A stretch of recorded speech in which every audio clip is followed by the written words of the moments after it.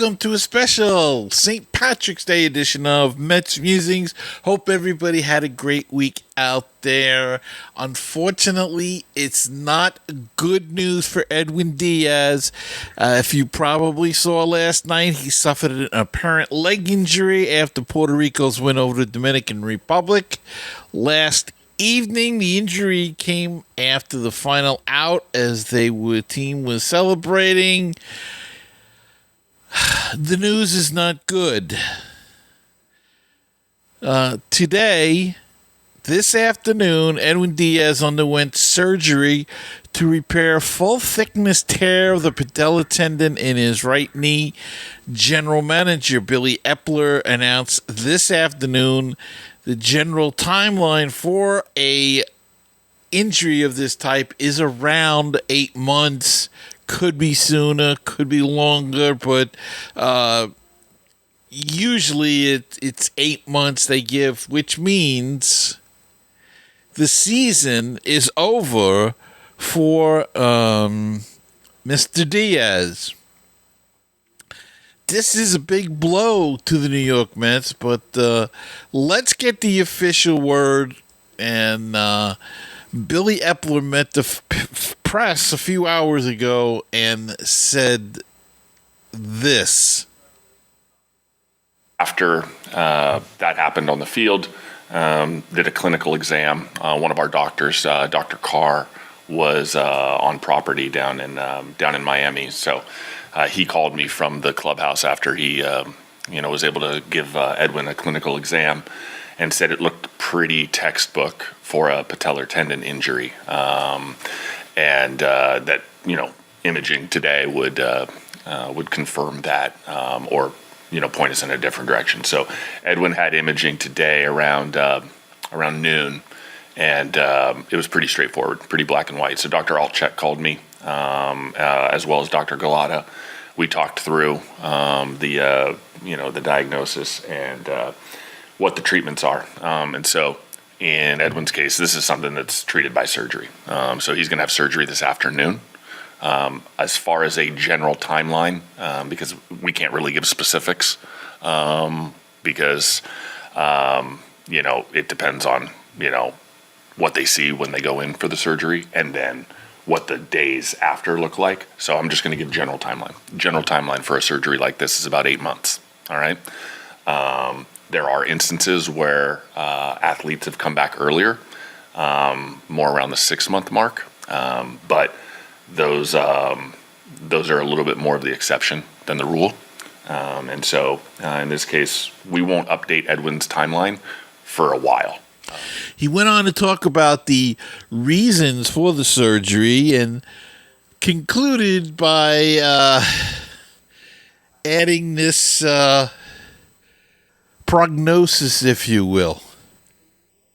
As far as a general timeline, because we can't really give specifics, because it depends on what they see when they go in for the surgery, and then what the days after look like. So I'm just going to give general timeline. General timeline for a surgery like this is about 8 months. All right. There are instances where athletes have come back earlier, more around the 6 month mark, but those are a little bit more of the exception than the rule. And so in this case, we won't update Edwin's timeline for a while. So what does it mean for the Mets' chances in 2022? Well, keep in mind, this is still a good team, and they did take a lot of and make a lot of effort to improve this team to get it to a point where it may not be as bothersome, but it is very difficult to replace a closer of the caliber of Edwin Diaz. I mean, we have to be honest about that. It is not easy to get a premier closer in here, and the Mets had the best in the business, and I was a doubter in the beginning. Everybody that knows me knows that, and I was proven wrong, and I admit to that. And he has really come about to be one of the top guys. But it's very difficult to replace a guy like that. And what the Mets do, don't know how they are going to replace this piece. They do have, of course, they signed David Robertson and Brooks Raley and John Curtis and a bunch of other guys for the bullpen. They feel they're deep enough. They do have guys with closing experience. Ottavino can close. Raley has closed in the past. And, of course, David Robertson was a closer. So they do have guys that can take his place in the name category of closer. But as far as being the closer of that caliber, they don't grow on trees. I mean, they just happen every so often, and he's one of the best in the business. But we soldier on.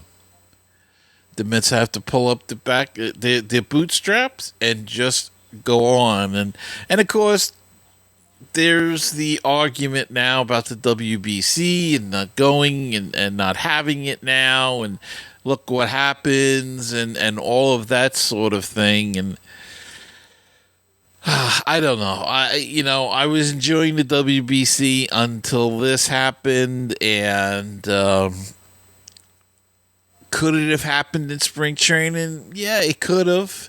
I mean, if this was something that was a weakened area on his body and he made just one wrong move, it could have went any time. It could have happened in spring training, but it didn't. It happened at WBC, so they're going to get the rap for that.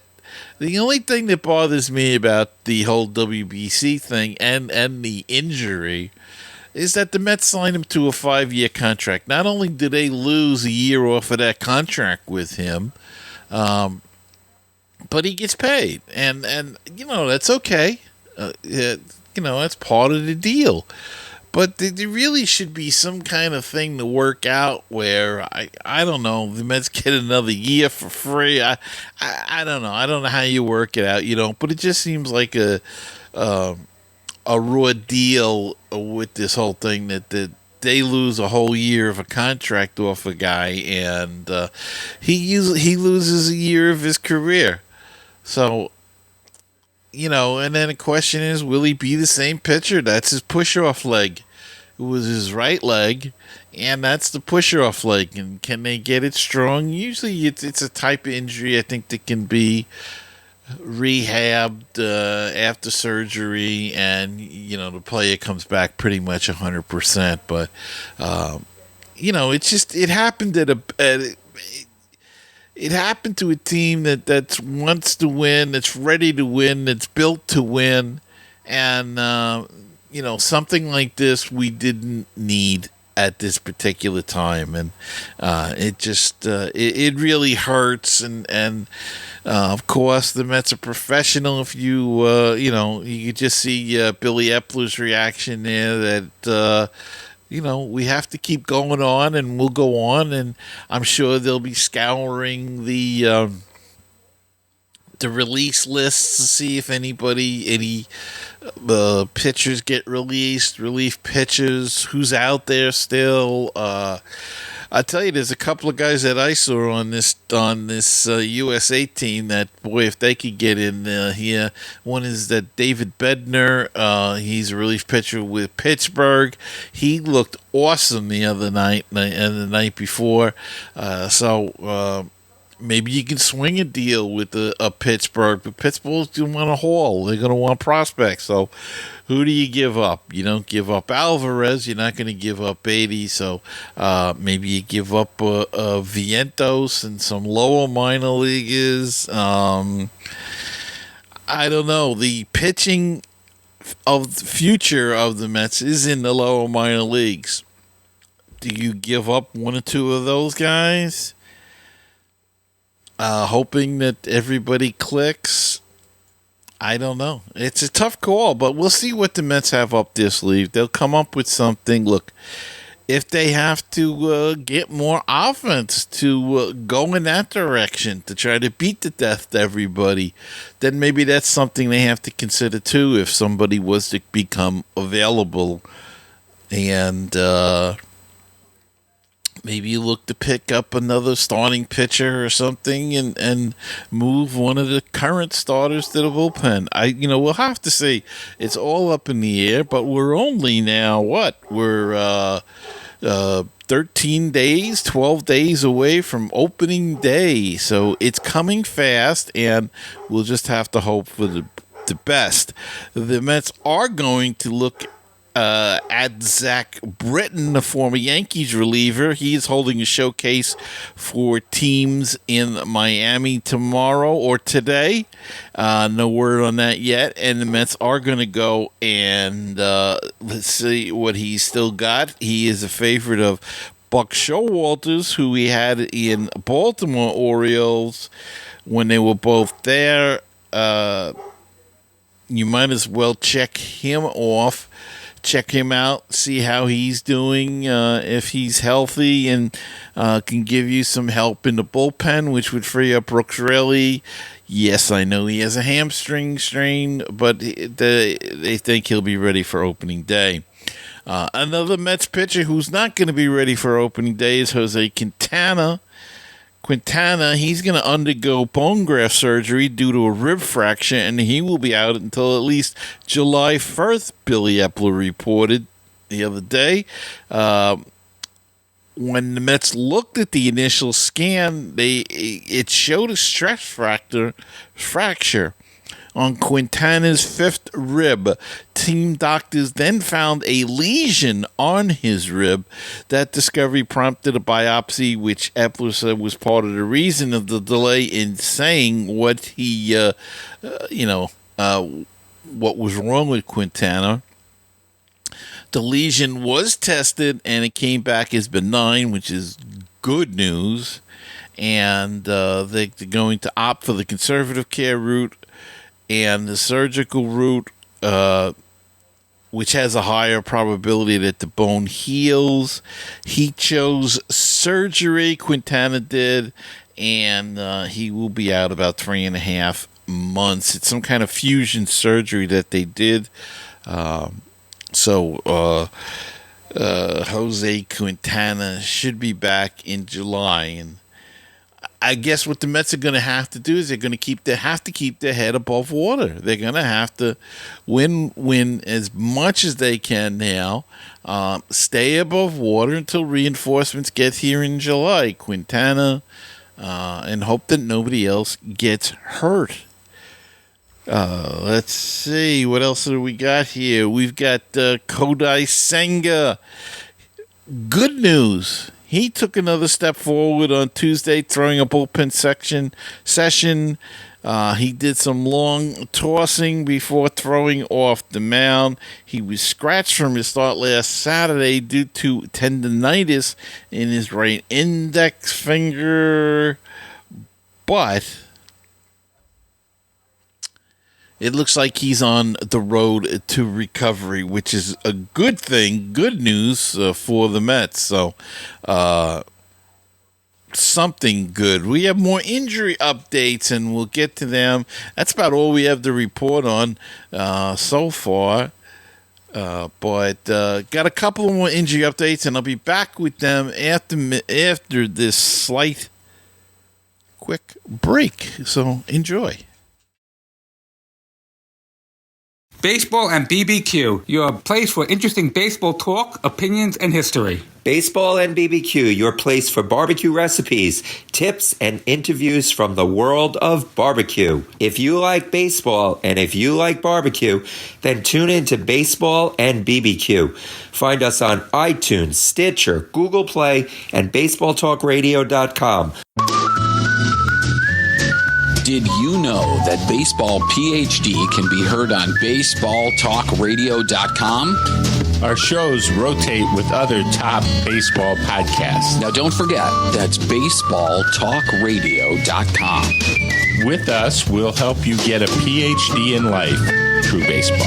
With baseballtalkradio.com, you'll hear the rest of the excellent universe of baseball podcasts. Hello, baseball fans. You're listening to Baseball Talk Radio, the home of great baseball talk shows.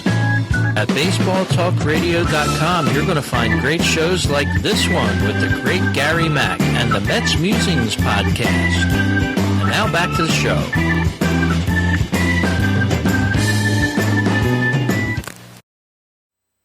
Okay, and we're back, and we've been talking about Brooks Raley, and they addressed his injury situation. He's considered week to week, but that everything is positive with Raley, but he won't appear in a spring training game for at least a week. That was a couple of days ago.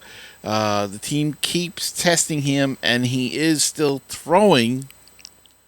So that's a good sign. So he'll keep his arm loose. He'll keep his arm strength up, and just keep throwing.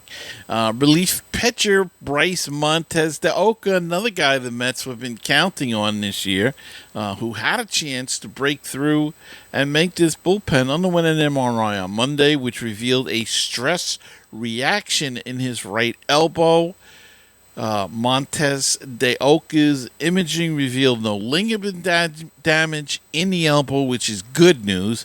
Montez de Oca will be shut down for about a week before being reevaluated. It looks to be a positive diagnosis, all things considered, but one which could still lead to a stint on the injured list. He has lit up the radar guns this spring and could push for a late-inning bullpen role with the Mets, but he's got to be healthy. And, that's the big key, as we say all the time. Health is the most important thing. Right-handed reliever Sam Coonrod, who was a candidate for one of the final spots in the bullpen, has been diagnosed with a high-grade lat strain. Coonrod felt discomfort following his outing on Tuesday and underwent imaging. They're getting a lot of imaging this spring training in the Mets are. Boy, I'll tell you, they're keeping those guys in business at the MRI place. He had been having a terrific spring, firing 5 scoreless innings while allowing 2 hits, walking 1, striking out 7, with Coonrod no longer an option for the opening day roster. It could open the door for another reliever, such as Steven Nogaset or Jimmy Yacobonis. So looking for those guys who, now's their chance. Now they got to step up. Now they have an opportunity, especially with,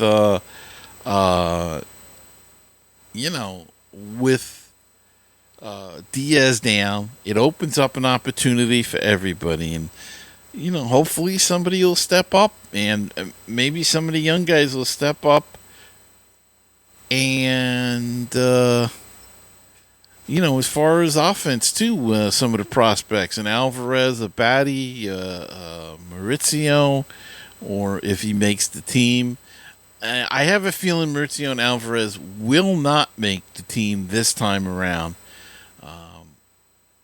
Batty, however you say it, has a good chance. Vientos may have a chance to make it at least out of spring training, and we'll see what goes on. 6 guys were sent down and assigned to the minor league roster, and Kevin Parado, their number 3 prospect, and a guy that they're very high on. He's only played like 8 games, but the Mets are very high on him. He was sent to the minor league camp, as well as Alex Ramirez and a couple of pitchers. So that's the first cut that the Mets made this spring, and one guy who's definitely not going to get cut. Let's see. I'm sorry. Yeah, Connor Gray, Grant Hartwick, Eric Orrs, and Josh Walker were the guys that were sent down besides Parada and Ramirez. So those guys are going down. One guy that's not going to go down to the minors, I don't think so, is Taylor McGill, who's gotten off to a strong start in spring training. He threw 4 shutout innings against the Miami Marlins on Monday. In 8 1/3 innings so far, he has a 1.08 ERA and 6 strikeouts. David Peterson pitched well in his outing the other day. I think he went 4 scoreless innings, 4 or 5 scoreless innings. Looked very good. Justin Verlander dominated in his scoreless innings. 5 scoreless, I believe it was, for Verlander in his latest outing. And the Mets are playing, as we record this now, against the Nationals. And we'll see how that works out tonight. You can't count the records, of course, of these minor league games, but you'd like to see them win some games. But they're playing with they're looking at a lot of young guys now because a lot of the big names, Alonso, McNeil, Escobar, they're all in the WBC. So, but it gives a chance for some of these younger guys now to shine. And, as you said, Tyler McGill has pitched well. David Peterson has pitched well. With Quintana out, they are going to have an opportunity to get into that rotation. And, will it be Peterson? Will it be McGill? Which one's better suited for the bullpen? Which one pitches the best? If they're fairly even, which way do you go? McGill, as you remember, started off the season last year and pitched very well for the Mets. And till the injury bug got him last year. So we will have to see with that. But it's going to be an interesting next couple of weeks to see how this all is going to shake out. And I don't know. It just, it really, really hurts losing Diaz and in the way that they did. I mean, it wouldn't have been any good losing him anyway, but just the fact that he lost, they lost him due to an injury, and such an injury. If you lost him for a month or two, you could, much like with Quintana, you could figure out something. But to know that you pretty much lost him the whole season, I mean, that's the truth. So we'll have to see what will come about all of that. All right. I think that's going to wrap it up. Oh, the Mets placed right-hander Zach Green on outright waivers. He was selected for the Yankees in the Rule 5 draft, and the Mets are not going to keep him on the roster, so they really can't spare the space, so they're going to see if he gets claimed on waivers. If not, they will offer him back to the Yankees for $50,000. And if another team makes a claim, they will assume his Rule 5 status, and they'll have to keep him on their roster for the entire year. So that's all the up-to-date news I've got, and that's the up-to-date news on Edwin Diaz as well. So he had a surgery today, and it's a long time, but let's hope for the best. They'll figure something out. That's what it's all about. And that's why they get paid the big bucks, to figure something out. All right. That's going to wrap it up for this show. I want to thank everybody for taking the time out to listen and to watch if you're looking on YouTube. Hey, I keep forgetting to announce this, so let me not forget it tonight. We have a new voicemail number. Yes. It is 516-329-9396. So if you will copy that down, and you can send us a voicemail if you'd like to be on the show. We'd love to have you on. Send a rant, anything you want, a question, a statement, anything. Call that number 516-329-9396. It's coming up on the screen right here. There it is right now on the YouTube, on the video part of this show. 516-329-9396. That's the new voicemail hotline. So give us a call. It'll be in the description at MetsMusings.com. It'll be in the description on Anchor. It'll be in the description on YouTube. So check us out on all those venues. Anchor is now Spotify. So if you have Spotify for podcasters, we are on that. We are on Apple Podcasts. We are on Google Play. We are on Outcast. We are on anything that you may get your podcast on. Mets Musings is there. So go check it out. And don't forget the YouTube channel at youtube.com/@MetsMusings. We are there too. And you can watch the video version on this. And it's nice. I've got a nice little St. Patrick's display today. So go check the video version as well. And please hit the subscribe and like button. And that way you'll always know when a new edition of the podcast is coming out. So, let's all say a prayer and